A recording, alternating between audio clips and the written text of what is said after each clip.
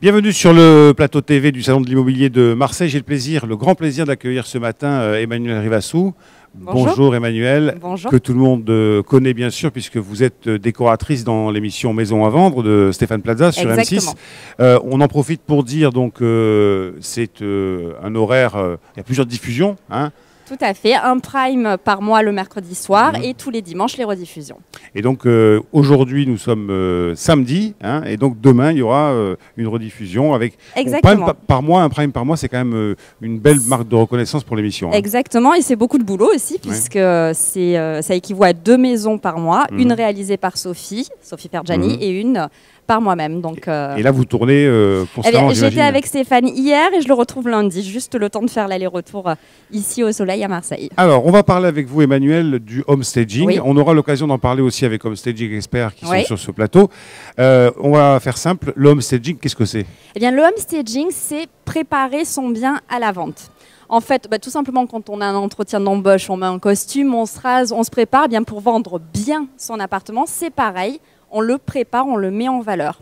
On fait des petites réparations et puis on joue également sur les espaces, la luminosité pour créer un coup de cœur auprès du futur acheteur. On voit là par exemple un exemple de homestaging avec un avant-après. Hein. L'histoire, c'est bien sûr l'objectif, c'est de donner envie, hein, de favoriser le coup de cœur. Exactement, c'est de mettre en valeur les biens, les atouts d'un bien avec une économie de temps et d'argent. Oui. L'idée, c'est qu'on ne dépasse jamais, si vous voulez, les travaux de rénovation et relooking se situent entre 2 et 4% du prix de vente. On n'excède pas ces montants-là généralement. Donc là, les exemples qu'on a vus, ce sont des cas concrets qu'on a réalisés avec Stéphane dans l'émission Maison à vendre. Ah, on en voit d'autres. Il y en a qui ont été diffusés, d'autres que vous allez découvrir prochainement sur M6. Alors, en fait, c'est... on ne change pas réellement, hein, vous le disiez, on ne modifie pas réellement. C'est qu'on va tirer ce qu'il y a de vraiment bien et modifier ce qui ne va pas. Exactement. Voilà. L'idée, c'est de dépersonnaliser, avoir une ambiance la plus neutre possible pour s'adresser au plus grand nombre.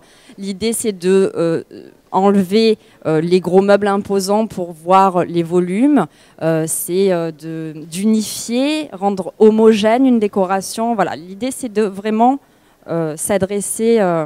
au goût de tout le monde, on va dire. L'investissement, quel est-il? Entre 2 et 4% du prix de vente.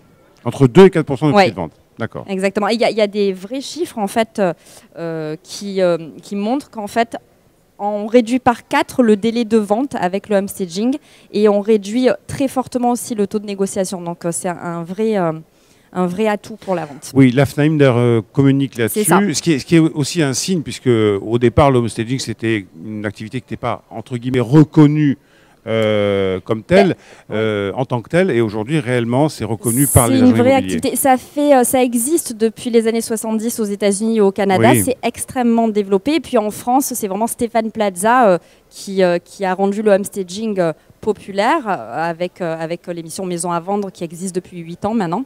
Donc les gens appliquent maintenant les principes du homestaging chez eux ou font quelquefois appel également à des homestagers. C'est devenu un vrai... Alors, si on ne fait pas appel à un homestager... on peut regarder l'émission et on vous donne des astuces. Et comme on vous a sous la main, j'aimerais bien que vous me donniez quelques astuces. Bon, déjà, y a des matériaux en fait, pour relooker son habitat simplement et à moindre coût et rapidement. On a par exemple le vinyle au sol. Nous, on utilise beaucoup de vinyle dans l'émission. Il y a une très large gamme d'impressions parquet, impressions carrelage, impressions béton ciré. Et pour moins de 15 € du mètre carré, on a un sol moderne et unifié. De la même manière, quand on a un carrelage un peu vieillot dans une salle de bain, on n'est pas obligé de tout casser, refaire son carrelage. Il existe des résines qui s'appliquent directement sur le carreau et en quelques jours, sans se faire appel forcément à un professionnel, on peut faire basculer sa salle de bain de 20-30 ans en avant.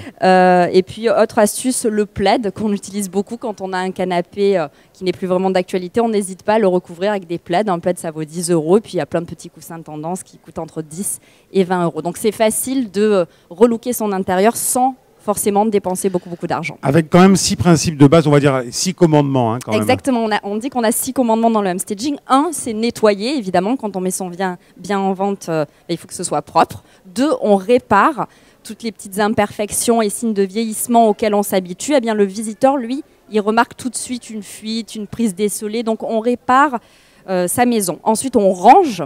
On se débarrasse de tout ce qui ne nous sert pas, on range tout ce qui traîne pour montrer le maximum d'espace. On désencombre, on enlève les gros meubles. Quelquefois, une simple disposition du mobilier permet de donner une toute nouvelle ambiance.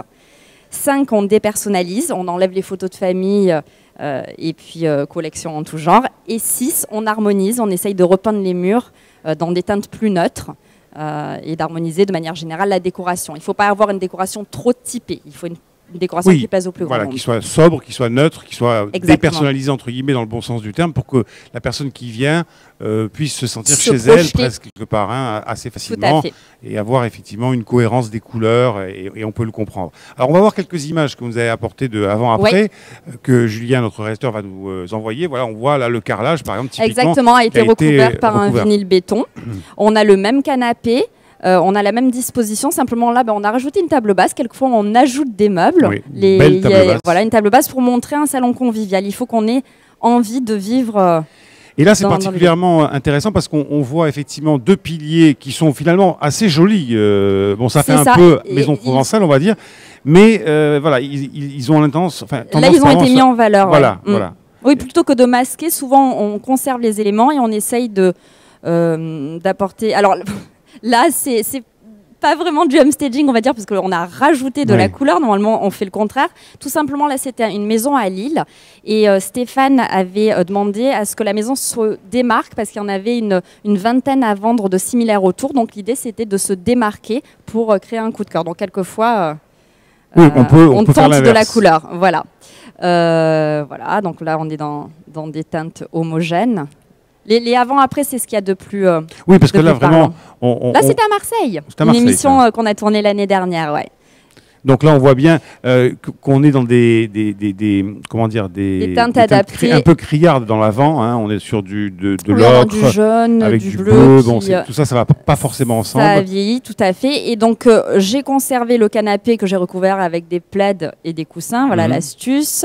Vinyle au sol et puis peinture neutre. Est-ce qu'il y a encore une illustration? Voilà, ici, c'était une émission, la dernière émission qui a été diffusée d'ailleurs et qui est rediffusée demain, c'est celle-ci. Donc là, les murs n'ont pas été repeints, à part la cheminée en fait. Et puis, voilà, les espaces sont au même endroit, simplement le mobilier... Voilà, il y a différents cas de figure. On peut avoir besoin de modifier l'emplacement des meubles ou pas. Oui, tout à fait. On peut avoir besoin effectivement de changer certaines couleurs ou pas. Enfin, c'est vraiment à la carte. C'est vraiment à la carte. Et différent en fait, ouais, tout à fait. Chaque cas est différent. Alors, on va vous laisser partir sur le salon parce que vous avez une journée assez chargée. Vous allez donner des conseils dans des ateliers. Alors l'an dernier, Stéphane Plaza était ici et maintenant c'est vous qui avez repris, je dirais, la barre. Hein. Donc c'est vous qui allez conseiller les visiteurs du salon ce matin. Et puis vous ferez une séance de dédicace en début d'après-midi pour revenir nous voir et on parlera des tendances. On parlera des tendances déco 2016, exactement. Voilà, tu as des conseils en plus. Des conseils et puis je vous dévoilerai qu'est-ce qui va arriver l'année prochaine. Ce sera avec beaucoup de plaisir. Emmanuel, bon travail, bon courage pour cette journée de samedi sur le salon et à tout à l'heure donc pour une nouvelle émission. À tout à l'heure. Merci.